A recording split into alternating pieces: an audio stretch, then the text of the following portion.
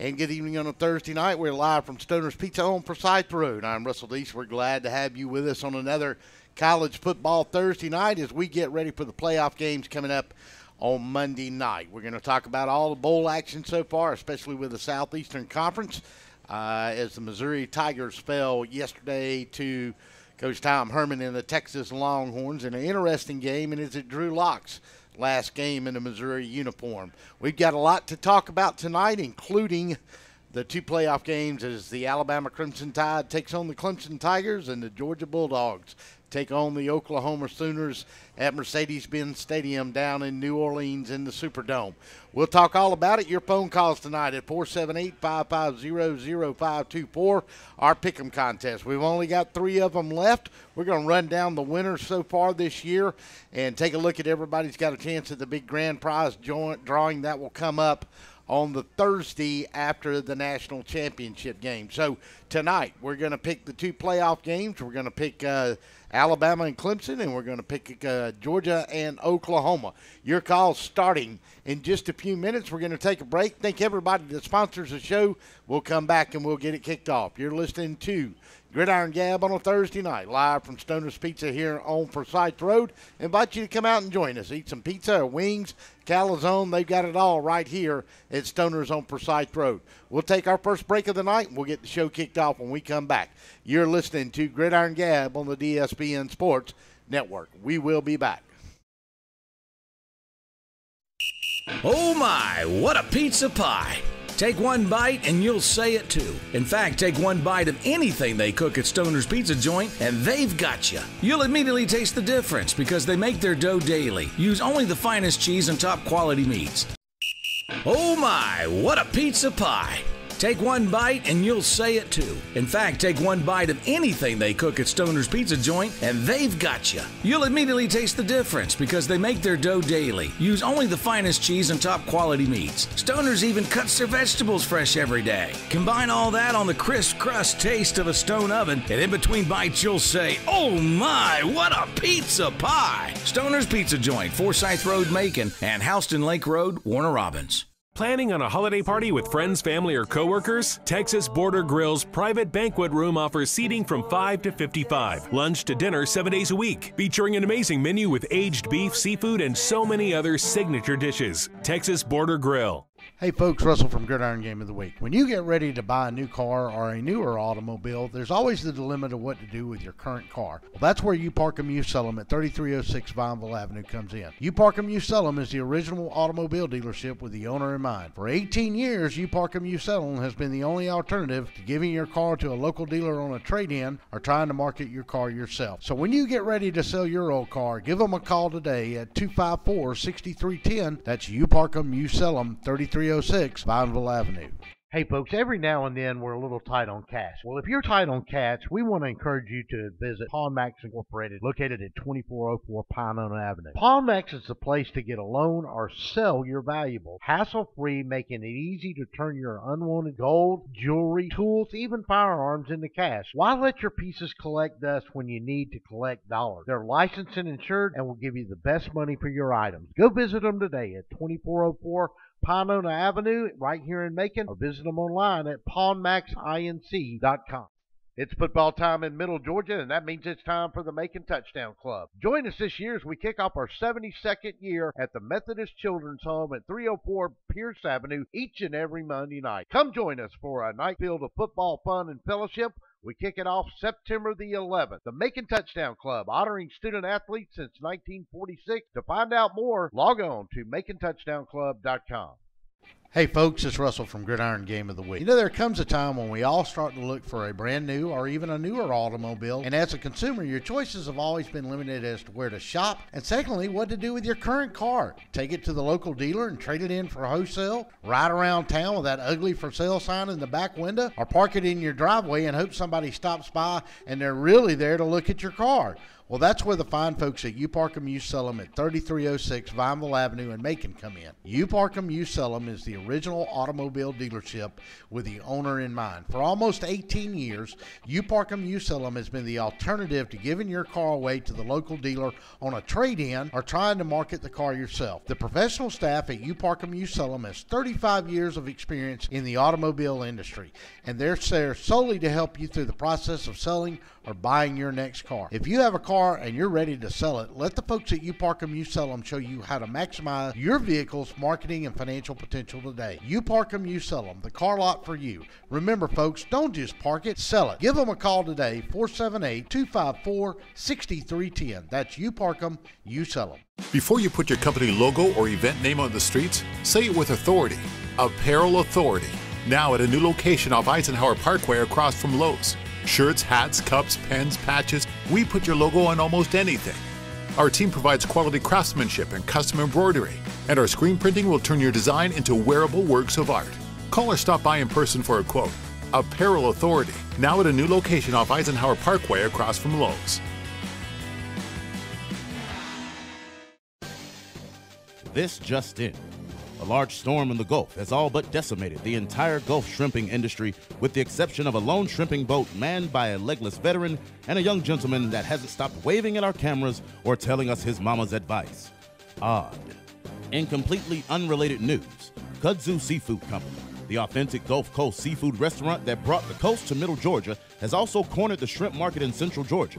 Barbecue shrimp and cheese grits, buffalo shrimp, firecracker shrimp tacos, shrimp po' boys, shrimp burgers, shrimp baskets, and Dr. Pepper, all on 3rd Street in downtown Macon. Stay tuned for more breaking news.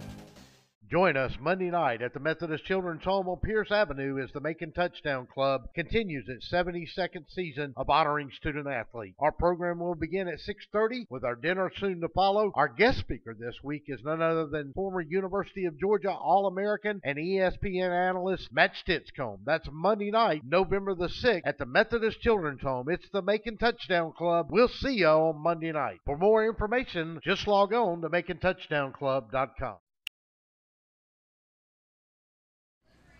And welcome back on a Thursday night as we are live from Stoner's Pizza. I am Russell Deese, and it's college football bowl season, and it's also college football playoff season. We're going to talk extensively tonight about the Georgia-Oklahoma game and the Alabama-Clemson game. We're going to look at some of the bowl games that we've already had that have gone on. The SEC has played in one bowl, and that was Missouri, and they got defeated yesterday by Tom Herman and the Texas Longhorns. And you got to wonder if it's Drew Lock's last game in a Missouri uniform. I have a tendency to think it is going to be. But before we go any further, let's go ahead and get into the phones. Don't forget our pick'em contest tonight is the Georgia-Oklahoma playoff game and Alabama and Clemson. Let's go right to the phones, and we'll welcome in that old Auburn Tiger himself from right up there in Monroe County, Jim Harden. How are you, sir? Good, sir. How are you? I'm well. I hope you had a Merry Christmas. Well, thank you. I did. I hope you did, too. It was quiet. Glad we can say Merry Christmas now that we got President Trump. That's right. Make America great again. Well, you know, I personally never stop saying Merry Christmas. It's Christmas. You know, if I've got a friend that celebrates Hanukkah, I tell them Happy Hanukkah. You know, I never understood the big deal in it, and of course, I don't have much tolerance for snowflakes anyway. So, anyway, Merry Christmas. I didn't want to get off topic too much there, but I think you and I are pretty much in agreement on that. You know, we got New Year's coming up. We got a lot of bowl games, a lot of SEC action coming up. And let's see what they have today. The Military Bowl was Virginia and Navy. I think Navy stomped the dog on them. 6:15 Oklahoma and Oklahoma State and Virginia Tech. 10 o'clock we got the Holiday Bowl, Michigan State and Washington State, the old Pirate himself. And then we've got the Alamo Bowl, Stanford versus TCU. And that might be a pretty good game, but I'm sorry, 10 o'clock tonight. I get through this show. That's that's pretty close to my bedtime on a weeknight. Yeah, I know what you mean. I may say that I think the Astro Bluebonnet Bowl comes on about 2 a.m. The Astro Bluebonnet Bowl. I saw the Bear play his last bowl game at the Astro Bluebonnet Bowl. It was a sad, sad day. I was so glad to see that bastard leave. It wasn't even funny. But all right, so did you watch any of Texas and Missouri yesterday? Just a couple of plays. I hadn't really. I tell you what, I can't get fired up about these bowls, man. I'm excited about the final four, but it's just it'd be interesting to see what Auburn does. But I don't know. It's just watered down, man. Not like it used to be. We used to get excited about the Astro Bluebonnet Bowl. Well, I mean, I said yesterday that I mean, Jim, you and I talked about this. Look around at the bowl games that we've had so far. I mean, there's hardly anybody at them, and I know those bowl committees. As long as they're selling advertising and getting TV revenue, I guess they don't care if you got a 70,000 seat stadium and you've got 5,800 people there. I mean. Are we seeing the death knell of these secondary bowl games? I don't know. Like you said, I don't understand the business side of it, the numbers, but it all has to do with TV and the ad revenue, obviously. But gosh, I don't know. That friend of mine went to the Birmingham Bowl over there at Leach Field, and he said if it wasn't for a couple hundred drunk, rowdy Texas Tech fans, it would have been no fun at all. Yeah, I mean, well, like I said, I've looked at it on TV, and there's been nothing as far as I've seen that I can understand how they can even afford to put the bowl game in. If you look at it from an advertiser's perspective, I mean, if you're getting 5, 8, 10,000 people at a bowl game when there's supposed to be 50, 60, 70,000, how do you come back the next year from your marketing department standpoint and decide to spend that money again the next year? Yeah, I know. I don't understand the numbers. I mean, it's puzzling for sure. It's just watered down from a football standpoint. There's so many bowls. It takes a little bit of the luster off of it. All right, so no SEC teams in action tonight. Tomorrow, just to run it down, Wake Forest and Texas A&M in the Belk Bowl. There are a lot of games tomorrow. The Sun Bowl is NC State and Arizona State. The Music City Bowl is Northwestern and Kentucky. Arizona Bowl is Utah State and New Mexico State. Why? I don't know. Cotton Bowl is USC and Ohio State. The Cotton Bowl has now gone to December the 29th. I mean, when you and I were growing up on New Year's Day, it was the rose, the orange, the sugar, and the cotton, and you watched all four of them. And it was like going to Disney World. Yeah, that's right. And that rounds it out tomorrow. So you got Kentucky and A&M playing tomorrow. Texas A&M going to beat Wake Forest? Yep. Kentucky and Northwestern. I don't know. That might be sort of like two mules fighting over a turnip. Well, I don't know about Kentucky. I mean, they got their great running back. I mean, he was either one or number 2 in the conference rushing all year. I can't remember his name off the top of my head. But, I don't know. Stoops, I thought it looked like early on this year that Stoops had it turned around. But, I mean, the Music City Bowl in Nashville, I mean, who enjoys going to that? Yeah, it's tough. All right, then Mississippi State plays in the Tax Slayer Gator Bowl, and they play Louisville. I think Mississippi State's going to win that game. And then that's on Saturday as well. Iowa State and Memphis, Washington and Penn State. Oh, how the mighty have fallen. And then Wisconsin and Miami play in the Orange Bowl Saturday night at 9 o'clock. That might be a pretty good game. Yeah, that might be interesting. Yeah, well, Rick's going to have them. What now? A bunch of slow white guys against a bunch of slow black guys. Yeah. But Mark Richt is a good man. He's a fine man. He's a fine man. All right, so Monday, January 1st, the Outback Bowl, South Carolina versus Michigan. They've kind of gone after each other. Then Auburn and UCF. What's your thoughts on that? I don't know, man. I'm a little nervous as a number, but I think I'm going to say Auburn's going to beat them by 10 points. Yeah, I mean, I don't know this running back at UCF's run his mouth all for a month now about how Auburn's not seeing the kind of speed that UCF. Dude, they play in the Southeastern Conference. I don't know if I'd done that. I think Auburn's going to take them. I think Auburn's going to win that game by 20 points, to be honest with you. I really believe I believe it's a mismatch.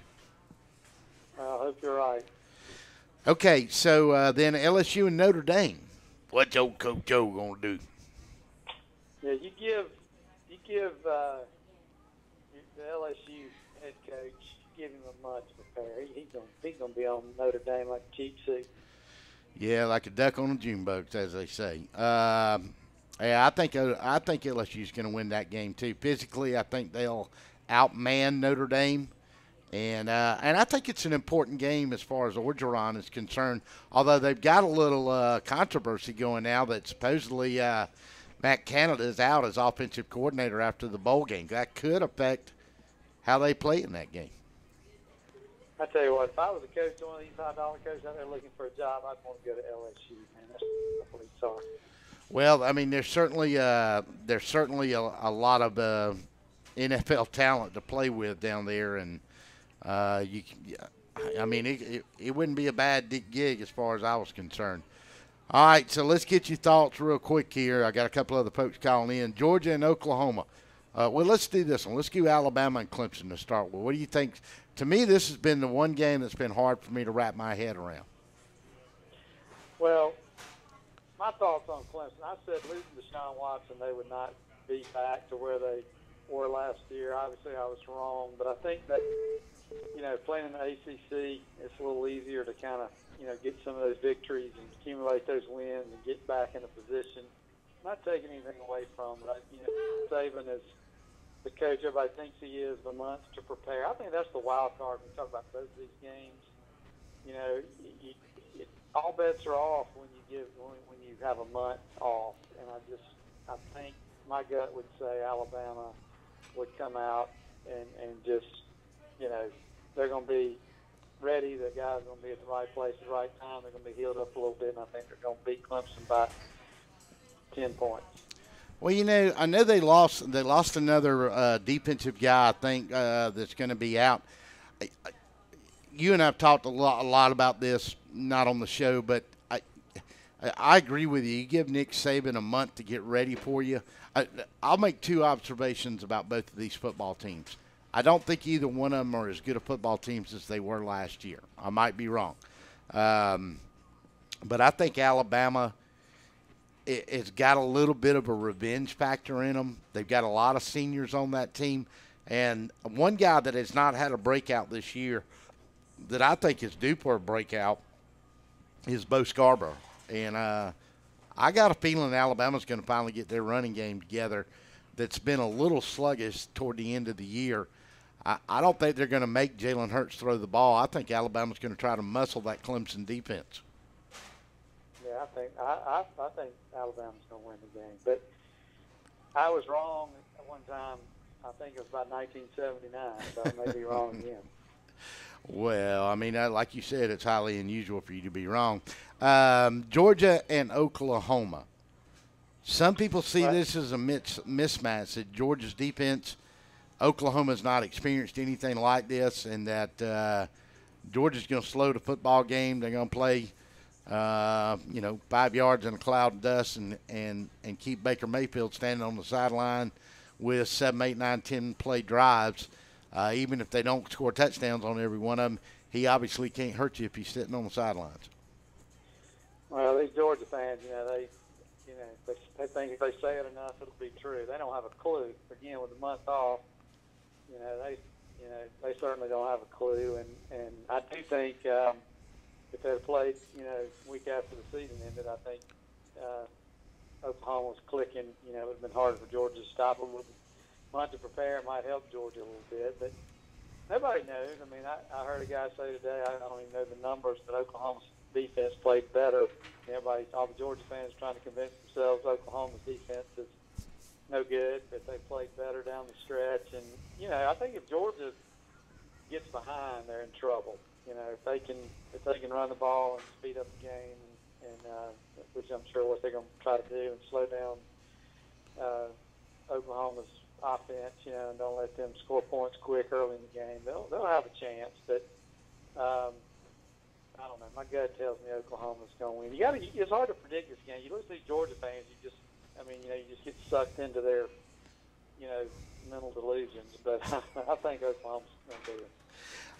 If you talk about defensively, Oklahoma, they come in, they rank 57th in total defense, 44th in the rush, 82nd nationally passing, and 52nd scoring, giving up 25 points a game. I'll say this a little bit about those defensive stats for Oklahoma.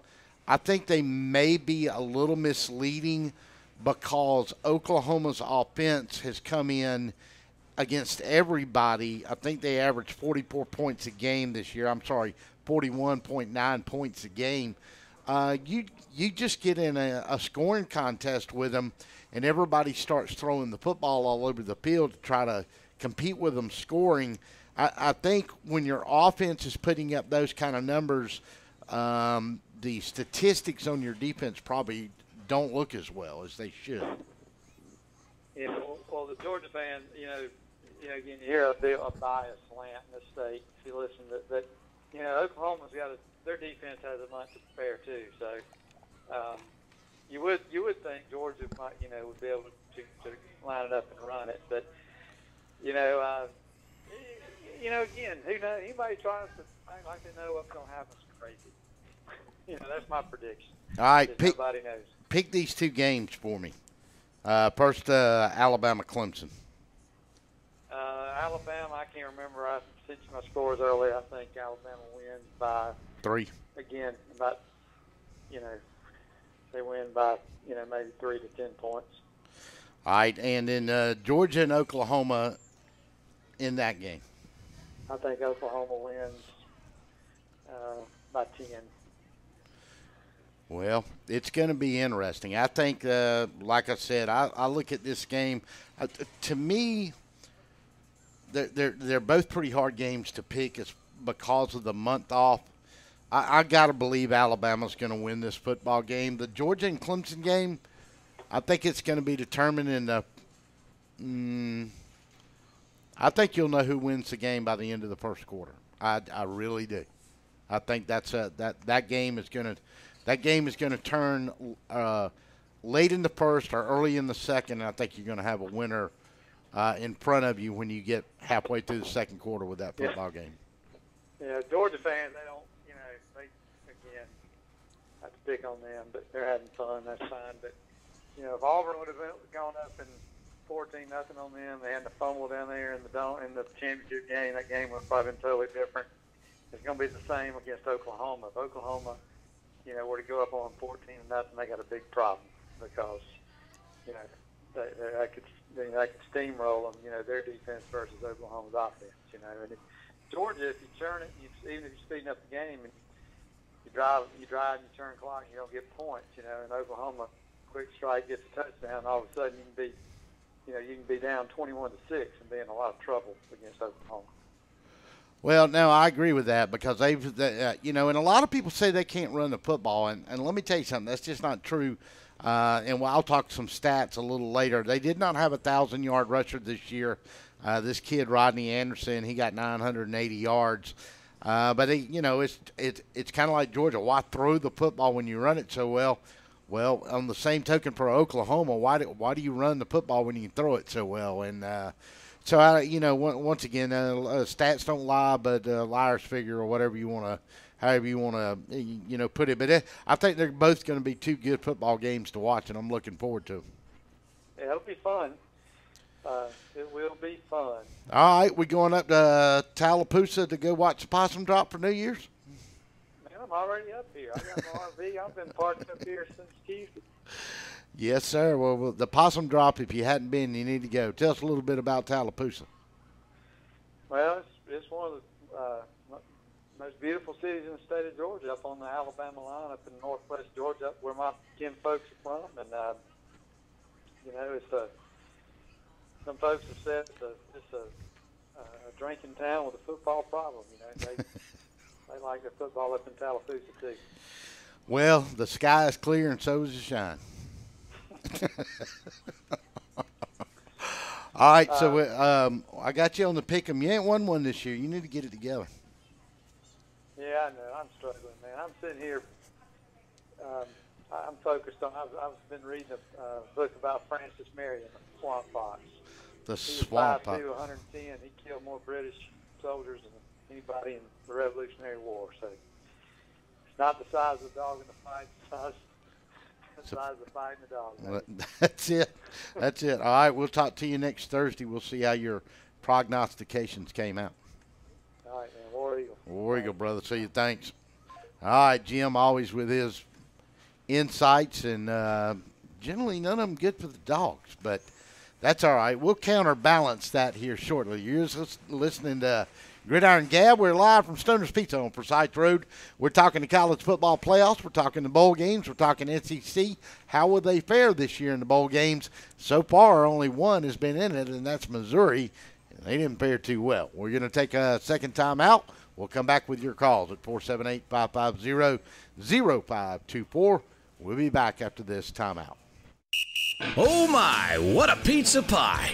Take one bite and you'll say it too. In fact, take one bite of anything they cook at Stoner's Pizza Joint and they've got you. You'll immediately taste the difference because they make their dough daily, use only the finest cheese and top quality meats. Stoner's even cuts their vegetables fresh every day. Combine all that on the crisp crust taste of a stone oven, and in between bites you'll say, oh my, what a pizza pie! Stoner's Pizza Joint, Forsyth Road, Macon, and Houston Lake Road, Warner Robins. Planning on a holiday party with friends, family, or coworkers? Texas Border Grill's private banquet room offers seating from 5 to 55. Lunch to dinner 7 days a week. Featuring an amazing menu with aged beef, seafood, and so many other signature dishes. Texas Border Grill.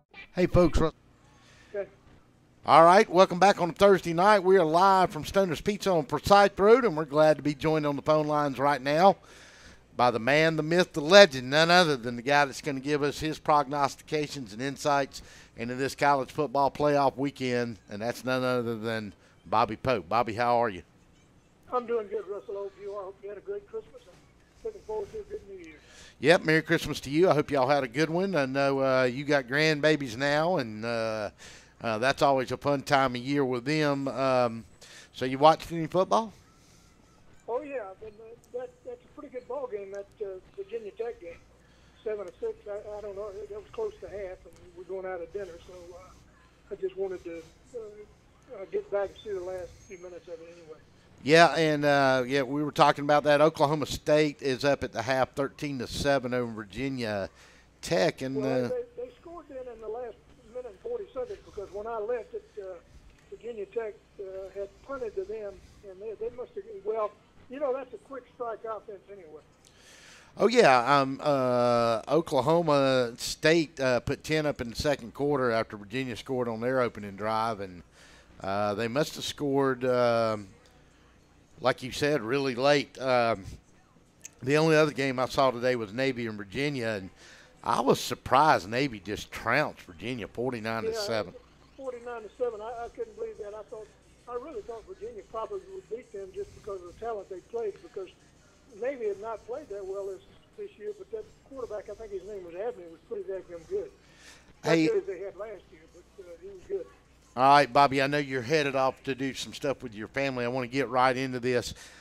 Before we go to Georgia and Oklahoma, let's talk Alabama and Clemson. For the life of me, I cannot understand some, not all. You and I have discussed this at length before. Jalen Hurts, this kid started 27 football games. He's 25-2. He can't throw. Well, okay, he's thrown for 5,000 yards and 38 touchdowns. He's rushed for almost 1,800 yards and 21 touchdowns. He got 49 touchdowns in 2 years as a player, and he's got a 25-2 record. What are people seeing in this kid that I'm not seeing that they don't understand that makes this kid a great college quarterback? I don't know, Russell. He's an emotionless kid. He doesn't show a lot of emotion. I mean, you can see him up. They can be up 20 or down. Well, they're not down 20 very often, but he can be up 20 or down 10, and you never know the difference because he's a true collected kid. I do think Alabama has probably put a little bit too much pressure on him when they got the two running backs, especially Damian Harris, and Bo Scarborough. When they came out in the second half against Auburn and ran the football, I said that this is the recipe for success. Then after that touchdown, they just quit, and maybe Auburn had something to do with it, that big defensive line. But I didn't understand. I think Alabama got away from what they do best, and that's run the football. I do too, and I'll tell you another thing that I haven't seen this year, and I think he's due, and I think he's going to do it against Clemson. I keep waiting for Bo Scarborough to have his breakout game this year, and he's due, Bobby. Well, I agree with you, Russell. The SEC's got some great running backs, and I don't think the two Georgia running backs are any better than the Alabama running backs, but I don't think the Alabama running backs are any better than the Georgia running backs. I think that's a wash. But I do say, just because of experience, I think Jalen Hurts, is, because of experience, has got the nod on Fromm. Now, people may not agree with that. Fromm may not even be your quarterback next year at Athens. I think he probably will get the starting nod going into the spring. But, he's still a freshman. I mean, he's got 11, 12 games under his belt now, and he's not playing like a freshman. But he reminds me so much of A.J. McCarron that he is a game manager. And that's exactly what Kirby needs up there, is a game manager, because he's got those running backs, he's got good wide receivers, he's got the whole package on him. And I think that's going to be a heck of a ball game between them and Oklahoma. Who's going to win that football game, Bobby? Well, I hope Georgia does. I really think it's a toss-up. Usually the Heisman Trophy winner, for some odd reason, does not have a good postseason bowl game. But this kid, Baker Mayfield, he may be an exception. He looks like he's the real deal. He's a running back and a quarterback playing quarterback, because he runs well, he throws the ball well, and he's got the bravado about him. He just does a lot of things that you need in a leader, and I think he is a leader, and that's why. But, hey, don't forget now, Oklahoma's got two pretty good running backs themselves. Yeah, I talked about this, and I heard some people say that, Oklahoma can't run the football. Well, the Anderson kid had almost 1,000 yards. He averaged almost 6 yards a carry. I mean, they're kind of like Georgia. I mean, why, Georgia, why throw the football when you run the football game as good as Georgia is? Well, if you're Oklahoma, you don't run the ball as much because you got Baker Mayfield. So I think maybe they're one thing that you forget about Oklahoma too, they got a tight end is probably going to be, he's going to be Gronkowski. Well, Gronk. Gronk's last name is. Yeah, he's Gronkowski. Kind of like him. He's going to be a dadgum good pro. Oh, I think he's probably one of the top 3 tight ends in the country coming out of college football, maybe the top 2. I will say this, though. I still think the matchup's going to come down to the Georgia defense and the Oklahoma offense. When you get a layoff like this, I don't think the offenses are usually as sharp coming into the game as the defenses are.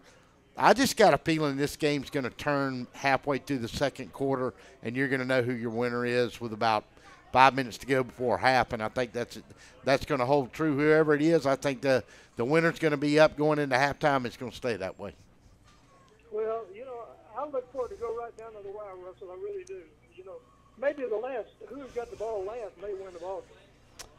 Yeah, and Oklahoma and Georgia both are capable of doing quick strikes, and if you look at quick strikes, you'd probably give the nod to Oklahoma. But it's going to be an interesting game. Alabama and Clemson, I told you earlier today, I didn't think either one of these teams were as good a teams as they had last year. I don't know if you agree with that or not. I just don't think you give Nick Saban 30 days to get ready for you and you beat him.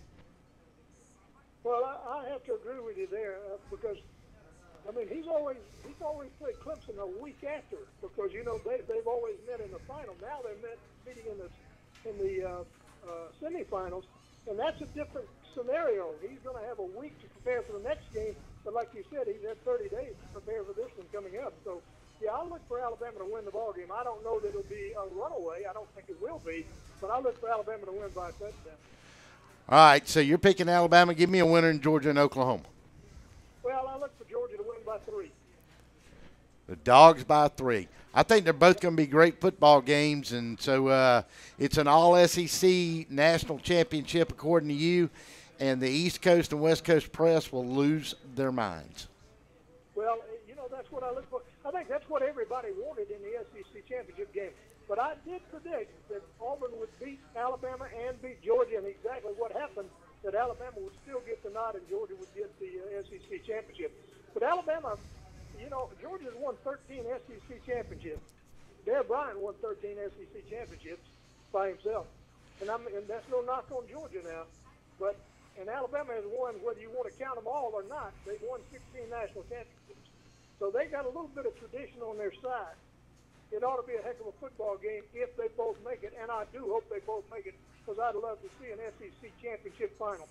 Yeah, and especially since these two didn't get the opportunity to play each other during the regular season, they don't play the regular season. I think for 21 or 22, I think it is. Well, that's about all that playbook thing and all that stuff. Yeah, and you know, exactly. That's an interesting story. I've heard it and read it several times, and there's been denials through the years by both sides about what really happened, and we may not never know. Bobby, went by too fast, didn't it? What now?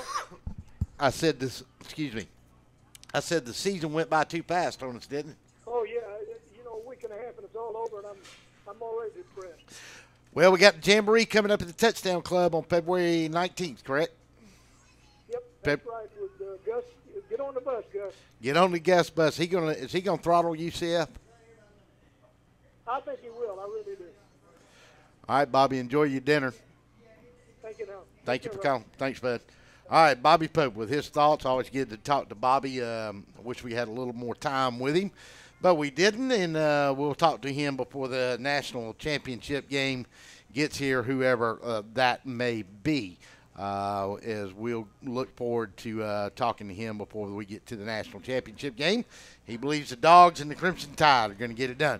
All right, we're going to take a break. We're going to get some more of your calls. Remember, we're talking the college football playoff games tonight, live from Stoner's Pizza on Forsyth Road. It is Gridiron Gab. We're a little early in the show and had a lot of callers, and we'll have some more after this. You're listening to us live. Come on out to Stoner's Pizza and grab you a pizza and come enjoy the talk show with us. We'll be back after these timeouts.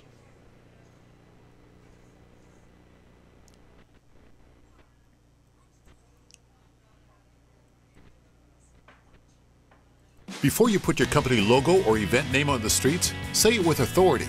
Apparel Authority. Now at a new location off Eisenhower Parkway across from Lowe's. Shirts, hats, cups, pens, patches, we put your logo on almost anything. Our team provides quality craftsmanship and custom embroidery, and our screen printing will turn your design into wearable works of art. Call or stop by in person for a quote. Apparel Authority. Now at a new location off Eisenhower Parkway across from Lowe's. This just in. A large storm in the Gulf has all but decimated the entire Gulf shrimping industry, with the exception of a lone shrimping boat manned by a legless veteran and a young gentleman that hasn't stopped waving at our cameras or telling us his mama's advice. Odd. In completely unrelated news, Kudzu Seafood Company, the authentic Gulf Coast seafood restaurant that brought the coast to Middle Georgia, has also cornered the shrimp market in Central Georgia. Barbecue shrimp and cheese grits, buffalo shrimp, firecracker shrimp tacos, shrimp po' boys, shrimp burgers, shrimp baskets, and Dr. Pepper, all on 3rd Street in downtown Macon. Stay tuned for more breaking news.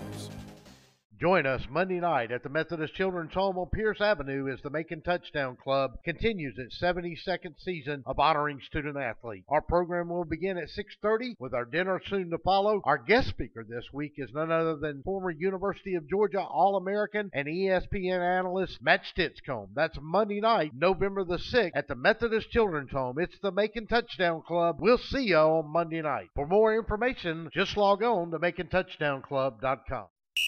Oh my, what a pizza pie!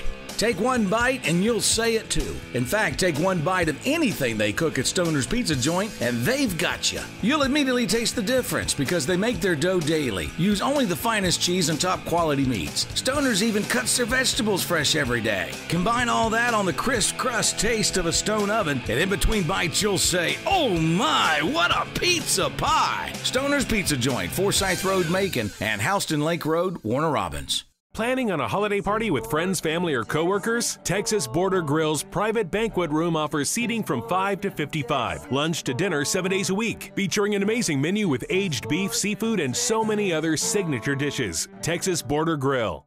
Hey folks, Russell from Gridiron Game of the Week. When you get ready to buy a new car or a newer automobile, there's always the dilemma of what to do with your current car. Well, that's where You Park 'Em, You Sell 'Em at 3306 Vineville Avenue comes in. You Park 'Em, You Sell 'Em is the original automobile dealership with the owner in mind. For 18 years, You Park 'Em, You Sell 'Em has been the only alternative to giving your car to a local dealer on a trade-in or trying to market your car yourself. So when you get ready to sell your old car, give them a call today at 254-6310. That's You Park 'Em, You Sell 'Em, 3306 Vineville Avenue.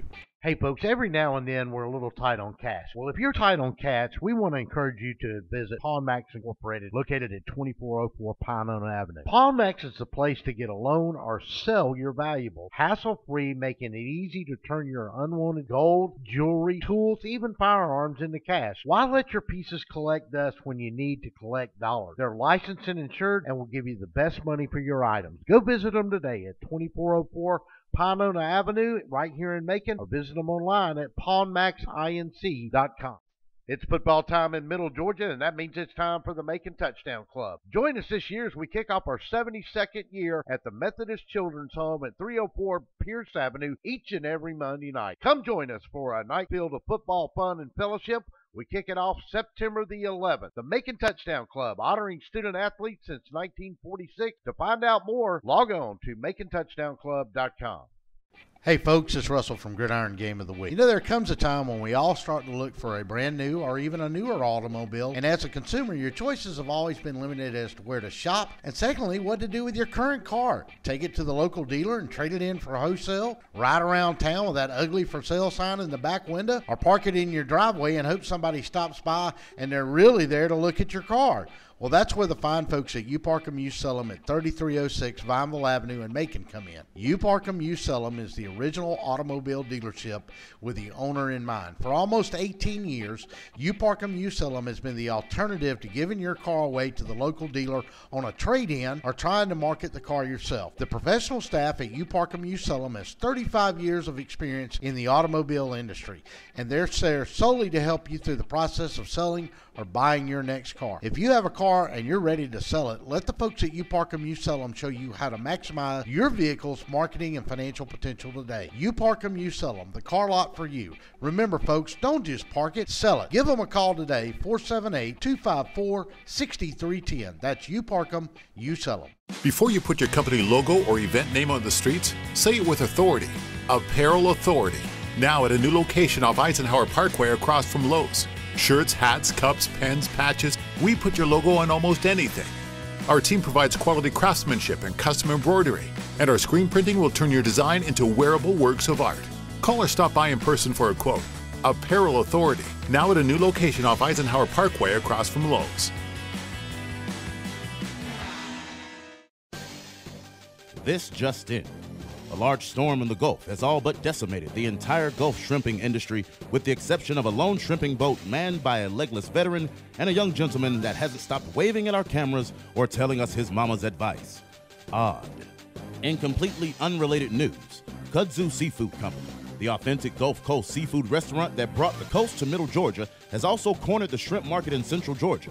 Barbecue shrimp and cheese grits, buffalo shrimp, firecracker shrimp tacos, shrimp po' boys, shrimp burgers, shrimp baskets, and Dr. Pepper, all on 3rd Street in downtown Macon. Stay tuned for more breaking news. Join. And welcome back on a Thursday night. We're live from Stoner's Pizza on Forsyth Road. We've had a bunch of callers already. Appreciate Jim calling in. We'll have Charles Crowley from Stoner's Pizza on with us here in just a little bit. We had Bobby Pope on the phone giving us his insights on the college football playoff games. And let's go straight back to the phones and let's talk to our good friend Larry Mims. Larry, good afternoon and Merry Christmas and Happy New Year to you, buddy. Back to you, Russell. I sort of hate to be coming in after Bobby Pope, the doctor and the master of Bobby Pope. But, you know, somebody has to come in behind him, and I guess I'll have to do that tonight because it's hard to top Bobby Pope. I guarantee you that. Well, I introduced him as the man, the myth, and the legend. So the legend. He's a legend in his own mind. I know that. He certainly is that, and he's all excited. His boy Saban done backdoored another way to get into a national championship. So, do you foresee it's going to be a SEC championship? I mean, your team beat both of them. So well, I've gone a little bit back and forth on this. More so on the Georgia game. 10 days ago, I said, look, Baker Mayfield's doing the hero tour, the Heisman thing. He's getting all these platitudes. He's making TV appearances. Kirby's got this team focused and ready to play. They're coming off a big win against Auburn in the SEC championship, which, now let's say this, there was a lot of emotion in that game. But the one advantage you got is if you're Georgia coming off that big emotional win against Auburn, is there's been some time to pass. And the Alabama-Clemson game, listen, do you want to give Nick Saban 30 days to get ready to play your football team? Not well, and you get 30 days for him to get healthy too. Yeah, which is now, and it's been unusual for him this year in that aspect of it, Larry. You're correct, because in years past, one thing that Alabama's always done, number one, because of their tremendous depth. Number two, though, they've avoided injuries through the years in the Nick Saban era at Alabama. They were not able to do that in this season, which is highly unusual for them. They got talent sitting on the bench over there, but it's different gameplay. I told Bobby I didn't feel like this Alabama-Clemson game that neither one of these teams were as good as the two teams that faced each other last year. I believe that. I don't think Alabama in the end is good as they were with the injuries, the key players they've got on the defensive side of the ball that are out, 2-3 guys that were gone for the year. But the other guys that they've gotten banged up, Larry, they've got them back now. And you couple that with 30 days for Nick Saban to look at your program, which you've already played them 2 years in a row. He's very familiar with your program and what your tendencies are already, even though Clemson graduated some great athletes last year. I got to believe in this game that Alabama's going to win this football game. Well, the thing that concerns me, two things. Well, with Alabama is I just hadn't seen their quarterback play a good game this year. I mean, I know they ran up the score on some people and all that, but I just hadn't seen him play a complete game, especially when he got down. I mean, he didn't play good at Auburn. Of course, Auburn calls that we are not playing good, but still, I didn't think he played very well against Mississippi State. He brought them back in some aspects, but I don't think he played a complete game, and that's what concerns me, because I would have thought he would have been last year. He looked better last year as a freshman than he did this year as a sophomore. And that concerns me for Alabama. Hey, here's the interesting stats on him, and I talked to Bobby about this. This kid started 27 football games as a starting quarterback for Alabama. He's 25-2. He lost a national championship game, and he lost against a very good Auburn football team the last game of the year in Auburn. The kid in 2 years, remember, he is a true sophomore. He's got a 63% completion ratio. He's thrown for 4,800 yards and 38 touchdowns. He's rushed for 1,800 yards and 21 touchdowns. He's thrown 10 interceptions. He threw 9 of them last year as a true freshman. He's thrown 1 pick all year this year. So I hear Alabama people. Charles Crowley, the owners here at Stoner's, big Alabama guy. He talks about he can't throw it downfield. I'm sold on the guy as a starting quarterback. I'm telling you right now, if you got him, A.J. McCarron, and Greg McElroy on the field in the spring, and you give them equal snaps, I'm telling you that Jalen Hurts is your starting quarterback at Alabama. Oh, I agree with that, because he brings – well, those other two are winners for sure. But, he brings that dynamic of running the ball. I think – but, a couple games, especially the Auburn game, man, he looked like he was lost. I mean, he really looked like he was lost. That last drive, I know the center the ball when he wasn't expecting it and all that. It just didn't like. He just looked like he was lost out there. Well, during that drive. Let me ask you this: How much is he suffering from the fact that Lane Kiffin's not calling the plays for him at Alabama that year? I agree. I mean, Lane Kiffin, what he's done at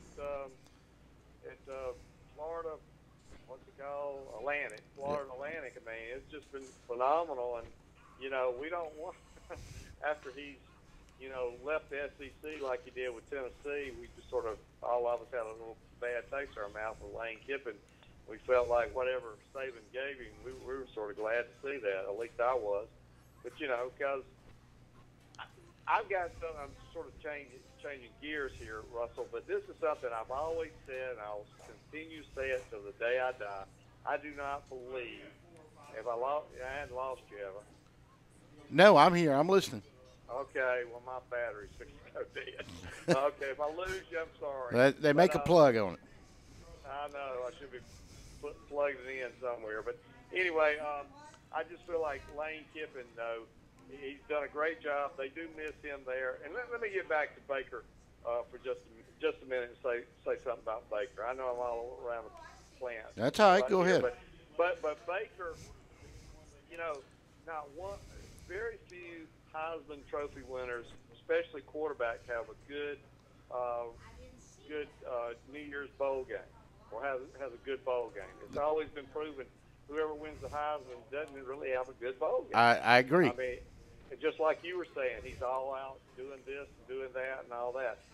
I lived in Oklahoma for 2 years, and I talked to an Oklahoma guy other day that's moved to Georgia, and I said, who you going with now that you live in Georgia? And his son's a freshman at Georgia. Right. Now, he said, I got to go with the Sooners. I'm OU to the bone. And I said, he said, you think Baker, y'all can stop Baker? And I said, yeah, I think we can. I said, but we're going to have to get a pass rush. We hadn't had that all year. Didn't he really have it on the second game with Auburn?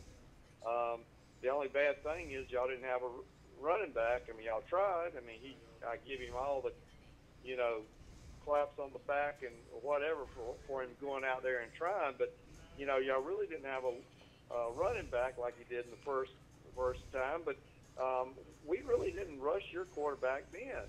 And that's concerned me. If we're going to give Baker Mayfield that much time and not rush him, he's going to pick us apart because they've got some truly, tight end, great athlete. Something that you can always go to a tight end. I don't think, as tall as he is, Smith's a great, got a lot of speed, but I don't think he can cover, a tight end that tall. Yeah, he's a great athlete. He's a Gronkowski kind of talent. Right. The potential to be that. And I heard this other night. Tim Tebow said this, and I agree wholeheartedly.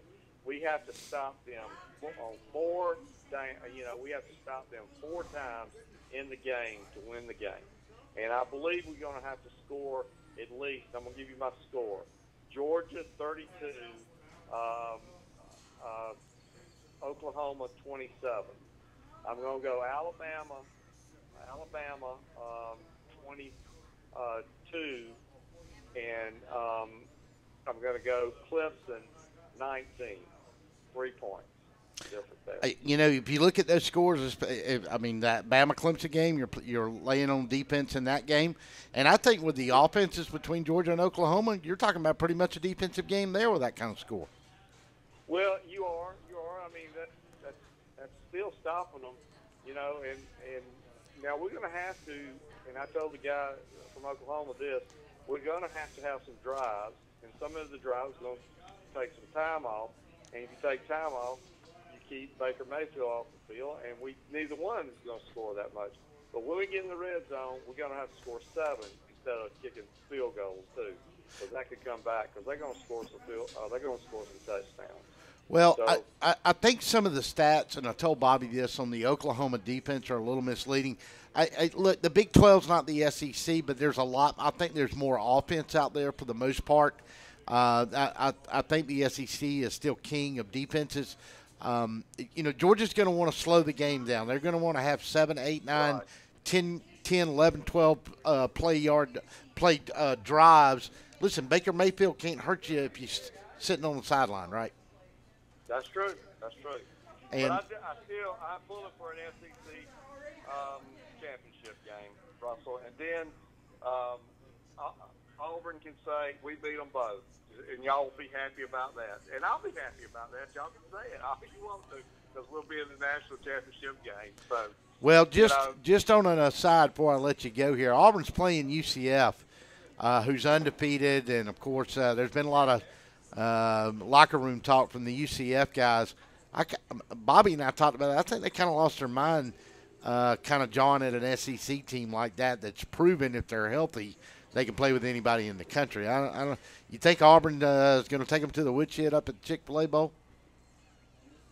Well, I heard a guy just before I came in on the radio, ESPN, said that UCFF's got one of the best offenses in the nation. In the nation, he said, but we'll see how good it is when they go against Auburn, because they've not seen anything like Auburn. And, you know, Auburn, the first game against Georgia, the game against Alabama was one of the most awesome defenses I've seen.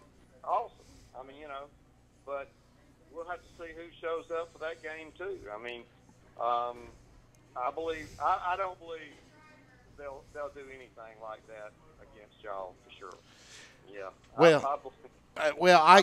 kind of. I just got home and I got to get something to eat, brother. All right. Came in. All right, Thanks Larry. for letting me call you. Yes, sir, Larry. Right. Thank you. Appreciate you calling. Brother. See you. All right, that's Merry Larry. Christmas. Same to Bye-bye. you. All right, Larry Mims. He's going with the Dogs, and he's going with Alabama in a defensive struggle. All right, we're going to take another timeout. When we come back, we'll continue the conversation with you here at Gridiron Gab as we are live from Stoner's Pizza on Forsyth Road. Folks have wandered in getting some good piping hot pizza on a cold day as we get ready for a big weekend of college football coming up for the next 4 days. We hate it that the season's ending, but we're taking your picks tonight on the 2 playoff games. We've only got 3 games left to pick, folks. That's the 2 semifinal games in the national championship. We're picking Georgia and Oklahoma and Alabama and Clemson. We'll take a break and come back with more of your calls after this.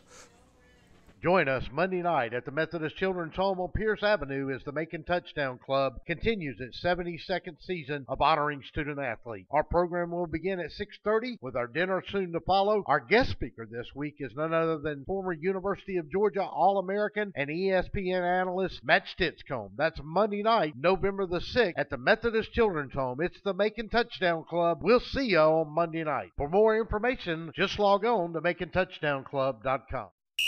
Oh my, what a pizza pie! Take one bite and you'll say it too. In fact, take one bite of anything they cook at Stoner's Pizza Joint and they've got you. You'll immediately taste the difference because they make their dough daily, use only the finest cheese and top quality meats. Stoner's even cuts their vegetables fresh every day. Combine all that on the crisp crust taste of a stone oven, and in between bites you'll say, oh my, what a pizza pie! Stoner's Pizza Joint, Forsyth Road, Macon, and Houston Lake Road, Warner Robins. Planning on a holiday party with friends, family, or coworkers? Texas Border Grill's private banquet room offers seating from 5 to 55. Lunch to dinner 7 days a week. Featuring an amazing menu with aged beef, seafood, and so many other signature dishes. Texas Border Grill. Hey folks, Russell from Gridiron Game of the Week. When you get ready to buy a new car or a newer automobile, there's always the dilemma of what to do with your current car. Well, that's where You Park 'Em You Sell 'Em at 3306 Vineville Avenue comes in. You Park 'Em You Sell 'Em is the original automobile dealership with the owner in mind. For 18 years, You Park 'Em You Sell 'Em has been the only alternative to giving your car to a local dealer on a trade-in or trying to market your car yourself. So when you get ready to sell your old car, give them a call today at 254-6310. That's You Park 'Em You Sell 'Em, 3306 Vineville Avenue. Hey folks, every now and then we're a little tight on cash. Well, if you're tight on cash, we want to encourage you to visit Pawn Max Incorporated, located at 2404 Pinona Avenue. Pawn Max is the place to get a loan or sell your valuables, hassle-free, making it easy to turn your unwanted gold, jewelry, tools, even firearms into cash. Why let your pieces collect dust when you need to collect dollars? They're licensed and insured and will give you the best money for your items. Go visit them today at 2404 Pinona Avenue right here in Macon, or visit them online at pawnmaxinc.com.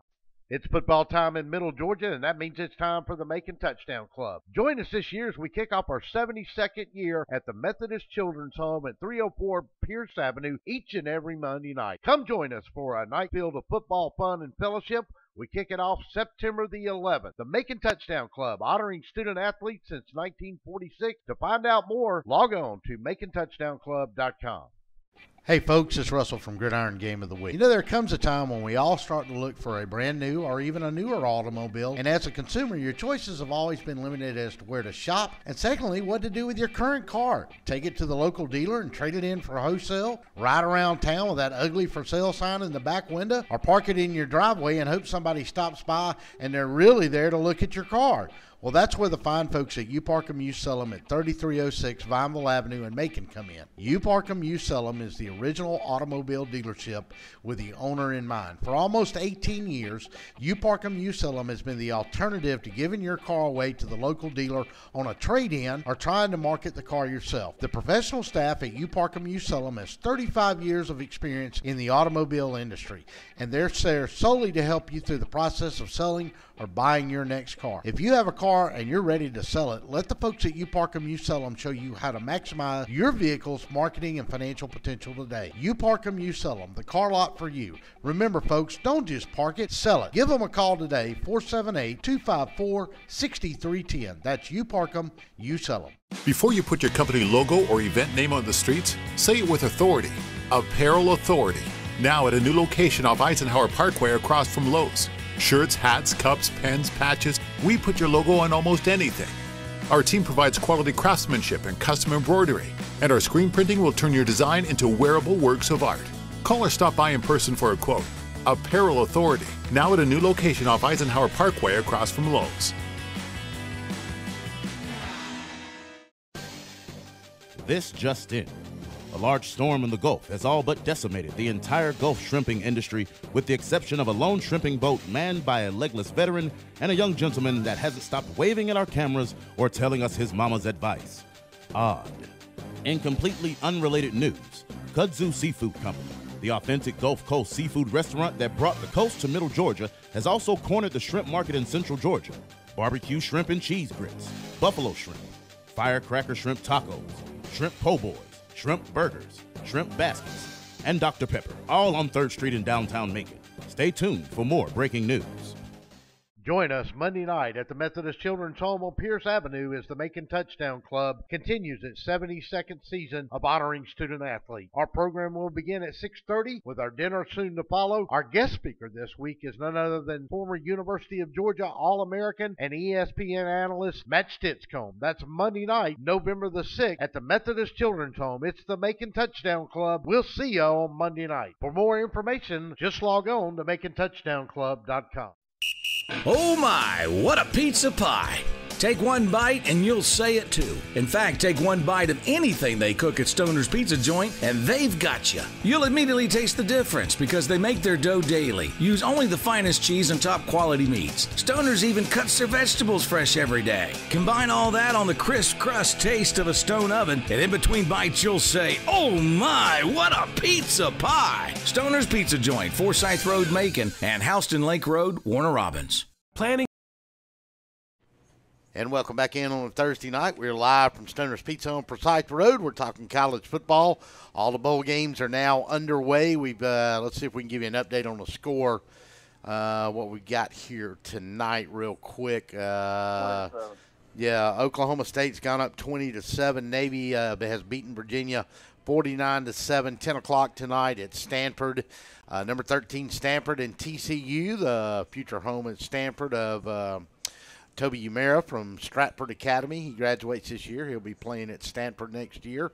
And then Michigan State and Washington State, the old pirate himself. But without further ado, let's go back to the phone lines. And we got one of our favorite callers, BB Dog, getting ready to get on the Big Bird and head to Pasadena, California to go see his dogs play. Brett, what's happening, my man? Just set the alarm clock to 3 a.m. 3 a.m. What time you flying out tomorrow? 6:55. 6:55, and you'll land in L.A. What is that, about 9 o'clock? Oh, so a little less, right at a little over 3 hours. And not a bad flight. And It's 5 hours. that's right. Yeah, well, you'll be 3 hours behind out there, so it's probably a 6-hour flight then, I guess, something like that. Well, we've been saying it's going to be pretty cool watching a lot of these bowl games, especially actually tomorrow night, which could be a killer game. The Cotton Bowl with USC and Ohio State. We'll be watching at 5:30 in the afternoon. That'll be awesome. Yeah, and can you believe the Cotton Bowl is now being played on December the 29th? That's crazy. That just doesn't register in my mind at my age. Growing up, I mean, that was one of the big 4 games on New Year's Day. It was Cotton, Orange, Rose, and Sugar, and now that game's relegated to the December the 29th at 5 o'clock in the afternoon. That's insane. It is. All right. If this game holds true here, we always have a family pick'em contest. I'm usually not very good, but if this score holds true here, just a little trivia, I'll be 18-6. That's pretty phenomenal for me. 18-6. Yep. Yeah, and I thought Virginia Tech would play Oklahoma State a little better, but Oklahoma State gets rolling, the Cowboys get rolling with that offense, they can put some points on you in a hurry. Oh, absolutely. Okay, so we'll save the Georgia-Oklahoma game for last. Let's go in and let's talk a little bit about this Alabama-Clemson game. Just off the top of your heads, what's your thoughts on this game? Well, I've been hearing, of course, heard Bobby. It was great to hear him on the phone. I wish we'd have been all 3 be able to get together. But I don't know. I mean, I'm torn. I mean, I kind of want it to be Georgia-Alabama, but, part of me wants to be Georgia-Clemson because, Georgia-Clemson used to be a heck of a ride. So, I don't know. I'm leaning the other way. I don't know what Jim picked. I couldn't hardly hear him or your last caller. They must speak kind of quietly versus Baby Dog here. But I'm kind of thinking it's going to be Clemson. I don't know. All right. It's going to go to the wire. I mean, this will be the 3rd time in a row they've played. Both have won one. This is a little different. Alabama's never come off this without playing in the SEC championship game. I don't know if everybody's discussed that, but they're basically an at-large bid for the first time that I know of. Well, Saban's won 2 national championships when he wasn't a conference champion, I think, and right. He's the only program in the country or the coach in the country that seems to get that opportunity. But right. Listen, I've said it all night here tonight on the show, and I've been saying it for a month now. You give Nick Saban 30 days to get his players ready for you and get his team ready and to look at your football team, it never's going to bode well for you, and I'm going to stand by that. I'm thinking Alabama's going to win this football game, and they're going to play in another dang national championship. Oh, it very easily could. It's definitely not going to be my pick for a couple of reasons. They looked horrible against y'all. Yeah, I know they've had injuries, but everybody has injuries. They, barely beat Mississippi State. And I don't know. I think both games for the first time hopefully won't be any blowout. I mean, both of them, they go to the freaking last play of the game. I mean, who knows? All right, give me a prediction on this one. I think it's going to be relatively low scoring, so I'm going to go 24-21 Tigers. LSU 24. Clemson, not LSU. I mean, Clemson 24 and Alabama 21? Yeah, that's what's still on the board here. Available. You are on the board, sir. There we go. All right, I think it's going to be I'll give my predictions at the end of the show. I don't think as I told Bobby, I don't think either one of these teams are as good as they were last year. I think Alabama sorely misses Lane Kiffin, his playing caller. But I like Jalen Hurts as opposed to the kid that took Deshaun Watson's place at Clemson.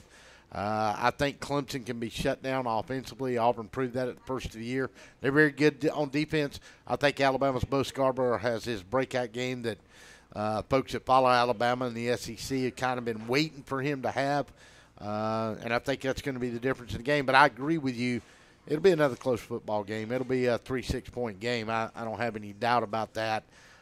Maybe a 9-point football game. All right, let's move on Is everybody pick Bama? You don't, of course, pick them to score, but I mean, No. Oh yeah. No, I've got it's about a 50-50 split so far. In fact, it might be numerically just one ahead with Clemson right now. All right, so Georgia, SEC champions, goes to the Rose Bowl to take on the Heisman Trophy winner Baker Mayfield. I'm as nervous as I'll keep it clean G-rated. So you know what? We're like I say, we're going. We know a lot of people are going. There's some people already there. I think we're going a little bit earlier than a lot of people.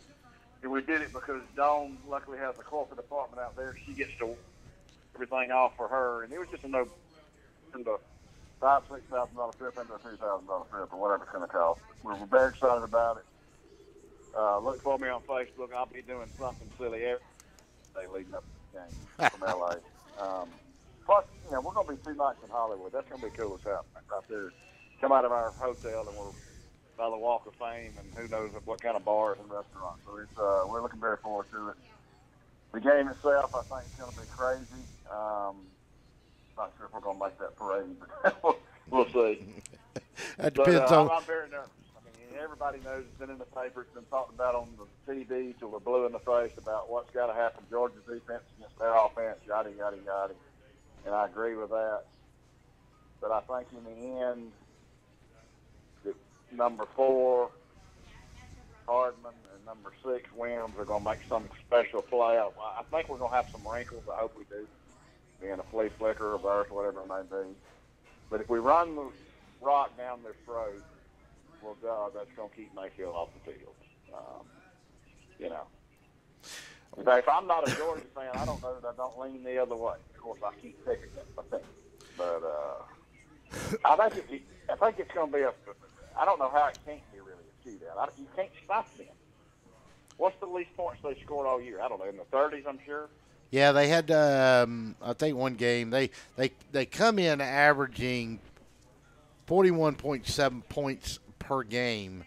They're averaging 367 yards passing, 216 on the ground. And I've heard so many people talk about they can't run the football. They rely on it. Dude, they're averaging over 200 yards a game on the ground, 370 through the air. They're averaging 584 yards of offense per game. Right. They're almost 200 yards a game average more than we are. Of course, it's a totally different scenario. I understand that. But it's still. And I don't think they're facing the defenses out there that we face in the SEC either. Right. And I'm sitting here watching this Oklahoma State game, and I told Dawn, I said, Oklahoma State put up 52 on Oklahoma and lost. Right. 62 to 52. So, yeah. But we can score. I think we average well into the 30 points a game. But, Brett, like we don't. Do you want to get in a scoring contest in this game with them? Well, no, but I think that's very, very, very probable. Yeah, I think we're all in agreement, as I've said to every caller tonight, 7, 8, 9, 10-yard drives, keep Baker Mayfield on the sideline. But one thing about him is when his offense is clicking, they just score so quickly. I mean, their defense is on the field a long time, and I think that's why some of the defensive rankings on their football team are twofold. They score so quickly that their defense is obviously going to be on the field. And the other thing is everybody gets in a scoring contest with them, so they're throwing the ball so much against this defense. They rank 44th in the country against the rush, and that's based on how many yards they get per attempt. They're 82nd in the country in passing. I don't think that's an accurate description of what's really going on with the Oklahoma defense. I just think they get up on people by 21 and 28 points, so everybody's throwing the ball all over the field. So, yeah, they're going to have 300 yards passing. Oh, yeah, absolutely. And I think we're going to be running a lot of different packages. We're talking about, definitely keeping Carter and Bellamy in the game at the same time, and probably an extra DB. We're going to be prepared. I mean, there's no doubt they're out there and they're having they showed great videos of Disneyland yesterday and all that stuff they've got to get through. and I don't give either team an edge. I mean, Oklahoma, I guess, is in the Central Time Zone. Still, you know, you got to get there and get acclimated and take care of business. So I think it's going to be a great game. I mean, I'm going to be there live to see it. So, well, I think it's going to be. I'm with Bobby. I think he predicted. I don't know what his score was, but he said I don't even think he predicted the score. I think he said Georgia would win by 3. right. And I'm definitely interested in that. I'm just trying to, as we're talking, to come up with a numerical 3 on it. But I'm thinking that's probably good. We're a 2-point favorite. So I mean, and that, that's I don't know where in the world they come up with that. Now, where did the lines change? Because I think through Sunday, I still saw Oklahoma as a 1.5-point favorite. Is that no, right? I've been seeing Georgia as 2-point for several days. I mean, I don't know exactly how many days. Every time I look in the Telegraph, it's been Georgia too, and that's been at least before Christmas. I don't know. Well, we and you know, Vegas. I mean, you know, they're just trying to flip money around. Is all they're trying to do by moving to sure. you know. There's that thing on SPI where it gives the team a percentage to win. I think when I saw it today, it was like 53% Georgia, something nonsense like that. So yeah, take it for what it's worth. All right, Virginia. Play it on the field. Virginia Tech has scored again. That game is now 20-14. Yeah, and there's been some horrible games, and I usually watch some of all of them just because I'm a football freak. And there's been some really good games. There were some couple good games yesterday. I was a little surprised. I did pick Navy. I didn't think they would beat them that bad. Phew, they put it on them, didn't they? I'm telling you. 49-7. And I think there's 2 very, very possible good games tonight. I'm gonna have to hopefully be drifting off in the first quarter of those. I will certainly put an eye on a little bit of it. Yeah, I think that Stanford TCU game ought to be pretty good. I mean, those are both top 15 teams, and then, you know, the old Pirates going up against Michigan State. Touchdown State. What a bomb. Virginia. That didn't take long. Yeah. That's what scares me about Alabama. That's kind of Oklahoma. Right. Same kind of thing. Okay? All right, so give me a score on this Georgia-Oklahoma game, son. 31-28. Georgia. I'm sure it's taken. It is not. 31. Oh, wow. 28. I've got 4 other 31 scores, but nobody had 31-28. I'll be there. Cool. All right, so you're gonna do a little Facebook Live for us while you're out there in California, the land of fruits and nuts. And it'll start tomorrow. I don't know when. It may start on the airplane. Behave yourself. I don't want you getting in any trouble with transportation department. Oh yeah, exactly. Hey, y'all be careful out there. I mean, I know you're going to have a good time. It's going to be a once-in-a-lifetime trip, but that's a strange place out there, brother. Oh, yeah, I think we're going to be. I know what you're saying, but I'm not. That's not even in my mind. I'm not worried about it. I understand. Don't let Jerry Brown or Governor Moonbeam, he may make you pay some taxes just for showing up out there. Yeah. All right, y'all have a good trip. We'll look forward to seeing you on Facebook, Brett Barron on Facebook Live, and give us some fun out there while you're out there and send it back our way. We'll do it. You're dog. All right, brother. Take care. All right, BB Dog getting on the plane at 6 o'clock tomorrow morning at Atlanta Jackson Hartsfield Airport, and he's going to fly out to go see the Dogs play in the Rose Bowl as they'll get ready to play Oklahoma. So what we're going to do now is we're going to take a break, and we'll come back. We're going to be joined by Charles Crowley, the man here at Stoner's Pizza, and he's going to talk to us a little bit about Stoner's Pizza. And I'm sure he's going to want to talk about Alabama, too. So we'll just have to live with it. We'll be back after this timeout. Planning on a holiday party with friends, family, or coworkers? Texas Border Grill's private banquet room offers seating from 5 to 55. Lunch to dinner 7 days a week. Featuring an amazing menu with aged beef, seafood, and so many other signature dishes. Texas Border Grill. Hey folks, Russell from Gridiron Game of the Week. When you get ready to buy a new car or a newer automobile, there's always the dilemma of what to do with your current car. Well, that's where You Park 'Em You Sell 'Em at 3306 Vineville Avenue comes in. You Park 'Em You Sell 'Em is the original automobile dealership with the owner in mind. For 18 years, You Park 'Em You Sell 'Em has been the only alternative to giving your car to a local dealer on a trade-in or trying to market your car yourself. So when you get ready to sell your old car, give them a call today at 254-6310. That's You Park 'Em You Sell 'Em, 3306 Vineville Avenue.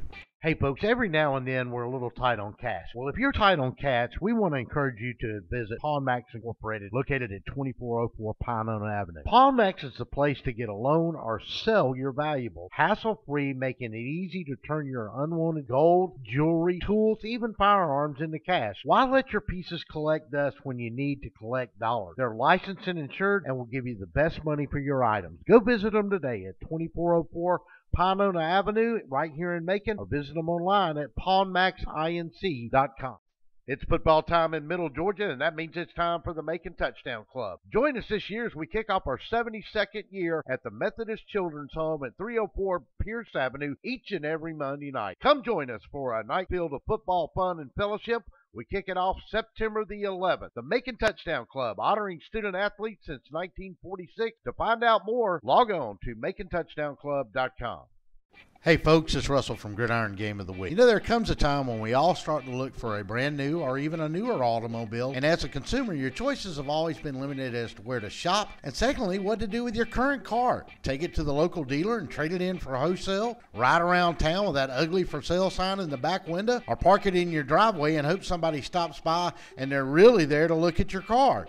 Well, that's where the fine folks at You Park 'Em, You Sell 'Em at 3306 Vineville Avenue in Macon come in. You Park 'Em, You Sell 'Em is the original automobile dealership with the owner in mind. For almost 18 years, You Park 'Em, You Sell 'Em has been the alternative to giving your car away to the local dealer on a trade-in or trying to market the car yourself. The professional staff at You Park 'Em, You Sell 'Em has 35 years of experience in the automobile industry, and they're there solely to help you through the process of selling or buying your next car. If you have a car and you're ready to sell it, let the folks at You Park 'Em, You Sell 'Em show you how to maximize your vehicle's marketing and financial potential today. You Park 'Em, You Sell 'Em, the car lot for you. Remember folks, don't just park it, sell it. Give them a call today, 478-254-6310. That's You Park 'Em, You Sell 'Em.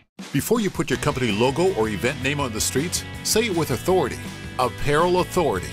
Now at a new location off Eisenhower Parkway across from Lowe's. Shirts, hats, cups, pens, patches, we put your logo on almost anything.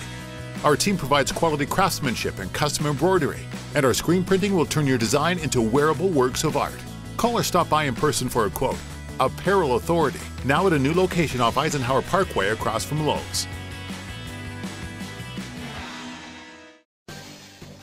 This just in.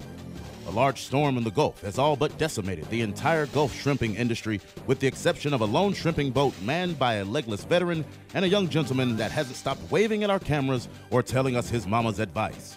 Odd. In completely unrelated news, Kudzu Seafood Company, the authentic Gulf Coast seafood restaurant that brought the coast to Middle Georgia, has also cornered the shrimp market in Central Georgia. Barbecue shrimp and cheese grits, buffalo shrimp, firecracker shrimp tacos, shrimp po' boys, shrimp burgers, shrimp baskets, and Dr. Pepper, all on 3rd Street in downtown Macon. Stay tuned for more breaking news.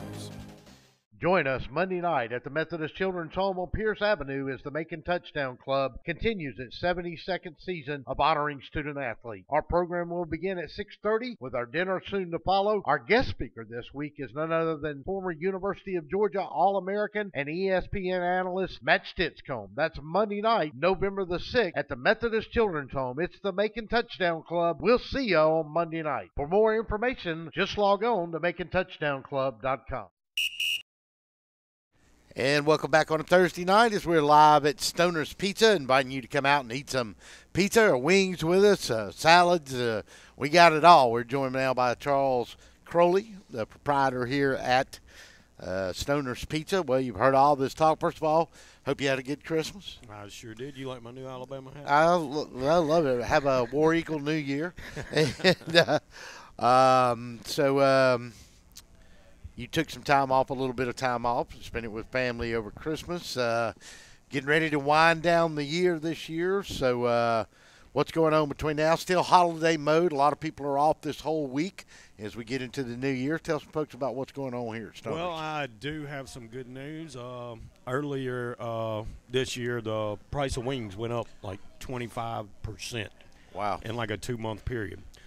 It's come down about 12, 13%. So I'm actually going to go in there tonight for both stores, and I'm going to reduce the prices on the wings. Hey, I'm all for that. And folks, these wings ain't like this; they're like this. These things are huge here at Stoner's Pizza.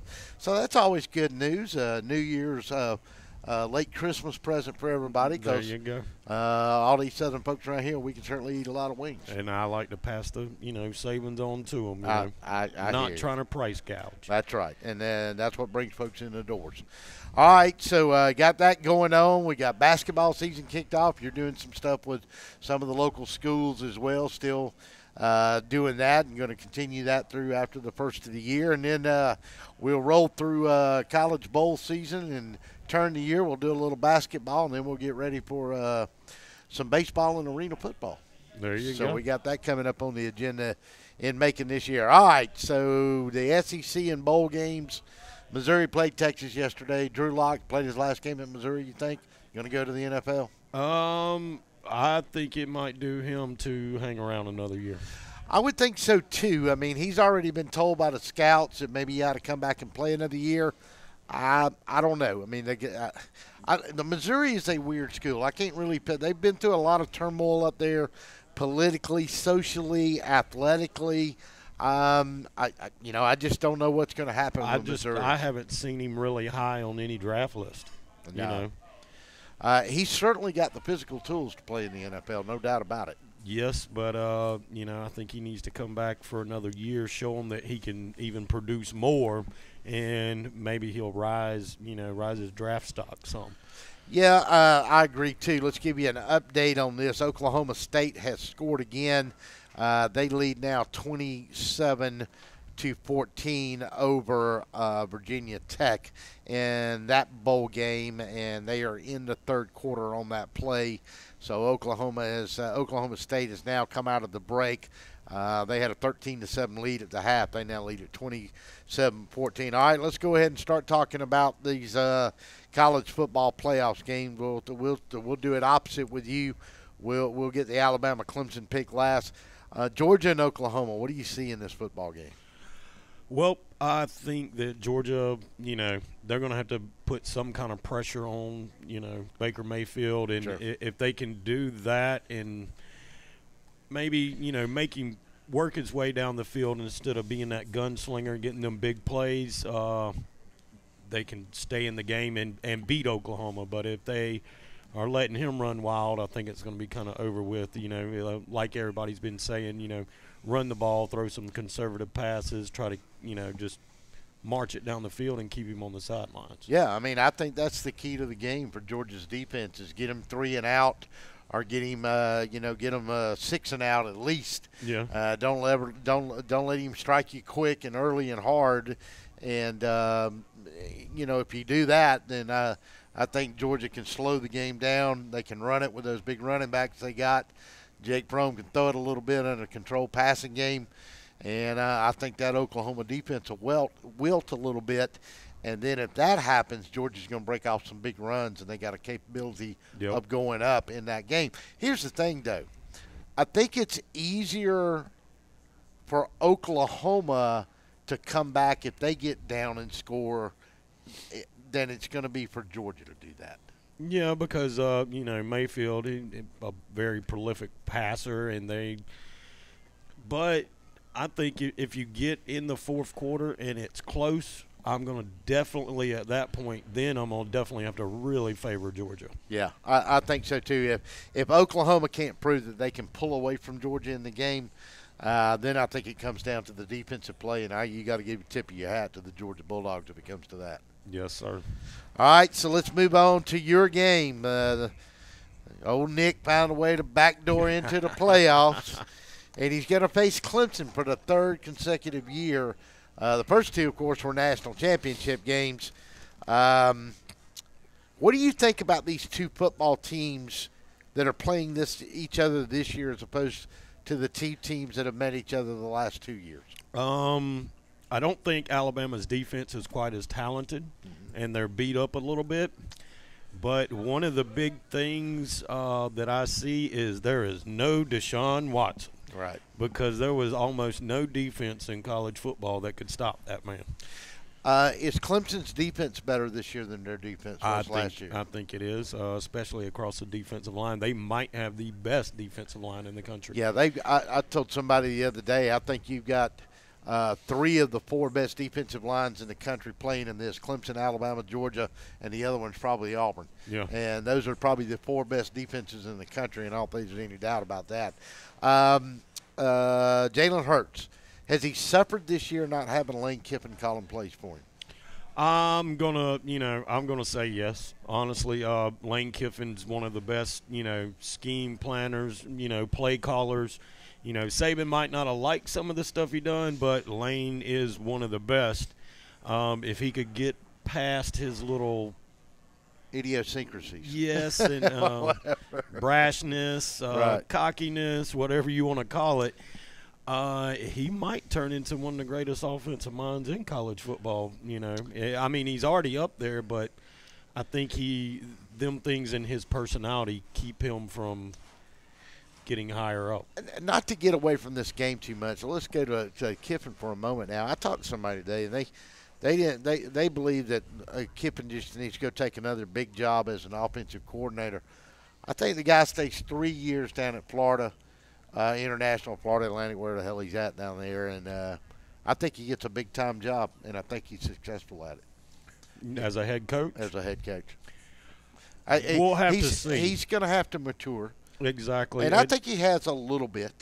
That's where I just didn't kind of see it. Nick Saban gave you that shot, and, of course, it was kind of known in the media. They really didn't get along. But when you leave, why not show them that you've grown up and be a little more humble instead of lashing out and having all this fun? I know he's trying to get attention to his program, but sure there's other ways you can go about it than bashing your old boss. Well, and I don't think he's bashed Saban too much. I think he's had fun and poking at Saban. I think he likes to poke at Saban because Saban's so wound so tight. Yeah, and Lane obviously isn't. But I think underlying all that, people can say what they want. I think they did have a pretty good relationship. He hung around at Bama for 3 years. You don't get to do that if Saban don't like you. I think maybe Saban put up with him a little bit more. And it's kind of like having business. A star player. Yeah, it's all about business, right? And he just made the offenses so good, and they put up so many points, and with players that probably weren't as good as some of the offensive coordinators had before, especially the quarterbacks. Well, I think Alabama brought in the tight end coach from the Patriots. Obviously, Saban and Belichick are very close. Mm-hmm. They coached together at one time, and I don't know. I mean, this was this guy's first job as an offensive coordinator at Alabama. I can't argue with Hurts. Like I said, he's the guy's 25-2. He completes 63% of his passes. I don't know how much more you want out of a quarterback. I think Alabama's problem this year has been running the football a little bit at times. I'll keep waiting for Bo Scarborough to have his big game. Well, I think part of what it is, if you really look at the stats, the Alabama running backs aren't getting the carries they've gotten in the past. And they kind of go away from it. Well, and it seems like they're putting more of the rushing on Hurts, and I think they would be a lot better if they would balance that out more and give it to them back, especially Harrison. If you watch him, is one of the more patient backs. Right. And if you give him, just a small crease, he'll burn you. Right.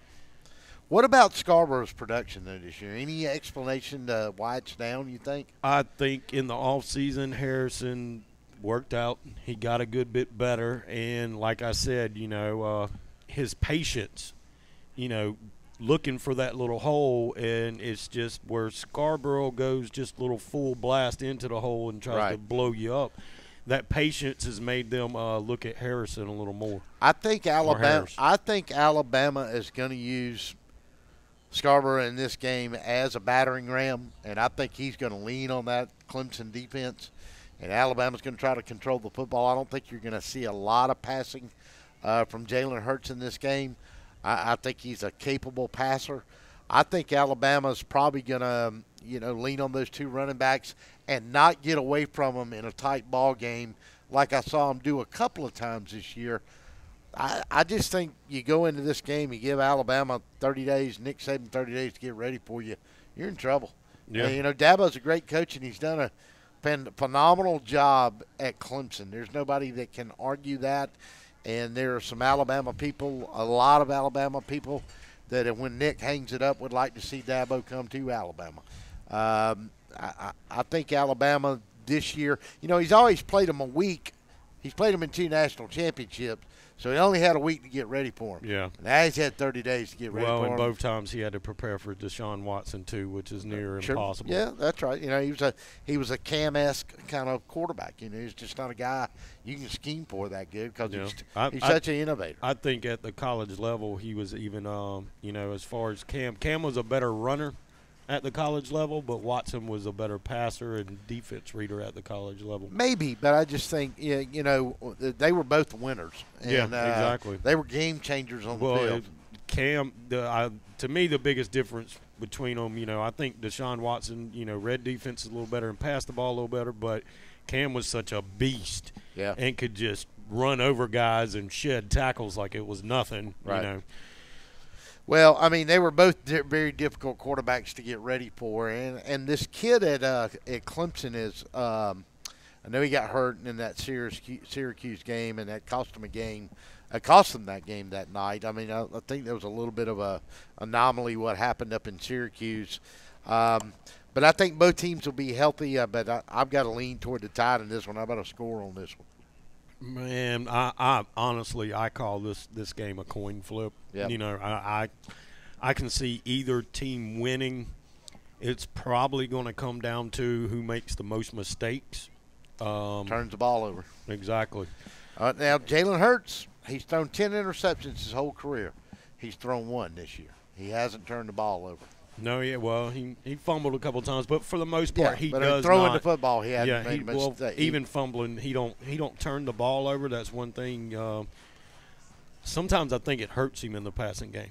I think he's too conservative and won't, you know, cut loose with it because he don't want to turn the ball over. Right. But well, he did throw 9 picks last year, yeah. but he obviously threw it a little more last year than he has this year. And now once again, I think that goes back to Lane Kiffin. But, you know, sometimes when you fumble, it can turn into a negative yardage play. But, you know, the turnover margin, you also got to look at, I put it on the ground, but I didn't give it to the other team. Yeah. Well, they both ought to be fantastic football games, and I'm looking forward to watching. Bama by 1, 19-20. Yeah, Georgia game spread that one 3 maybe. I see that as the only game I think maybe, you know, a potential. I think it'll be close, but I think Georgia might be able to blow them out by, you know, not really blow them 2 touchdowns. 14 points. 17 points, something like that. Be interesting to see. Georgia and Oklahoma. Golly, I don't know who to pick in this game. Bama and Clemson, I'm going with Alabama. I'm going to pick Alabama in this game. I think Alabama's going to be too much. I think Alabama's going to score 31, and Clemson's going to score a 23. I'm picking the Tide to win it by 8. Georgia and Oklahoma. I tell you, I'm not going to pick this game. I can't pick this game. And the reason I can is because I keep thinking that Oklahoma's offense, the offenses are never as good after a 30-day layoff. I'm going to pick I'm going to pick the Dogs in this game, and it's going to be close, but I'm going to pick it. I'm going to pick it Georgia 37, Oklahoma 31. I think the Dogs. I thought you said the offense wasn't going to be that good. Well, I mean, if you think about how these teams have scored this year, 30 points by both of them is not a lot of points. They're both averaging. Georgia's close to 40, and Oklahoma's over 40 per game. Yeah, so, but now you're against elite. You know, the talent level's a little closer. It's a little closer. It'll be interesting to see. Will it surprise me if Baker Mayfield beats Georgia? No, it will not surprise me. I'm picking the Dogs just because I think they can control the football, and once they do that defensively, I think toward the end of the fourth quarter, they're going to wear on that Oklahoma defense. Let me ask you this question, Yep. something I had thought about. If Oklahoma comes out and basically does what Auburn done to them in the first game, puts 8 guys in the box, are they going to start throwing the ball? Yeah, he'll throw the football. Yeah, he will. Yeah, he will. He won't have any choice. Exactly. He'll have to throw it. My question is, can the 8 in the box last for Oklahoma's defense? That'll be the question to see. That's not a Clemson, Alabama, or Auburn defense that you're putting 8 in the box with it. So, do you loosen it up with one big completion and all of a sudden they get away from it because they're scared? All of a sudden, Fromm's going to be able to throw on them. I don't know. I think that's Oklahoma's only chance, really, is to put 8 in the box and keep them in the box. Yeah, I just don't think Georgia wants to get in the scoring contest with them, even if Oklahoma's defense is not very good. I don't think the Georgia football team, even though they scored a lot of points this year, but they did it against a very weak SEC Eastern Division, and I don't think Georgia needs to get in a scoring contest with those guys. No, they don't. If it gets into a scoring contest, I think Oklahoma wins it, and wins it big. All right, anything else?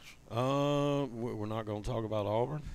Oh yeah, well, Auburn's playing UCF. UCF's been running their mouth. They're 12-0. Running backs talking about that Auburn's they're not faster. They're faster. Yeah, that Auburn hasn't seen this kind of speed that they've got, and like I told somebody else, come on, Auburn plays in the Southeastern Conference. Well, we'll see.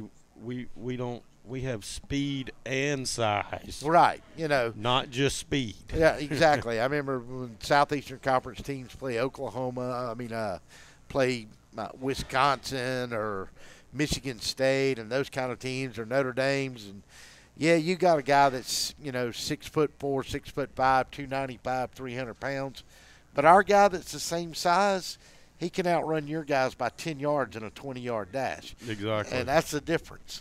Your guy's just a big fat guy. Our guy's a big fat guy that can run. Exactly. I think Auburn's going to walk the dog on them. I'm going to say UCF's only chance is if they balance out the offense a little bit and they can actually move the ball on the ground. If they drop back and throw the ball 40 times, it's game over. They're in trouble, and their quarterback will need a chiropractor the next day. Yes. If they do that. And a hot tub. And a hot tub. And an ice tub. And an ice tub. All right, we're going to – anything else going on we need to know at Stoners for the rest of the week? Any change in the holiday hours over New Year's? No. We're going to be open regular hours all the way through. We were closed Christmas Eve and Christmas, but no change in the hours. Just order a bunch of wings and pizza for them bowl games. Yep, 254-2500 is the number to call here in Macon. And in Warner Robins, it's 287-6090.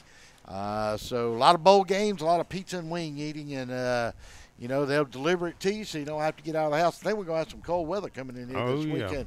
Lows in the 20s, highs in the 30s. So be a good time for some piping hot pizza and wings from Stoners. Oh, and we plan to try to have Byron open by the middle of February. Sounds good to me. All right, we're going to get out of here. The consensus, we don't have one. It's about 50-50. On the Georgia-Oklahoma side, obviously more people picking Georgia. Bama and Clemson, it looks like it's right down the middle. We'll see what transpires. We'll get you the rest of the weekend to get your picks in. You can message me on Facebook at DSPN Sports. You can call me at 478-550-0524 or send us the email at gridirongab@yahoo.com. We're going to wrap it up now from Stoner's Pizza.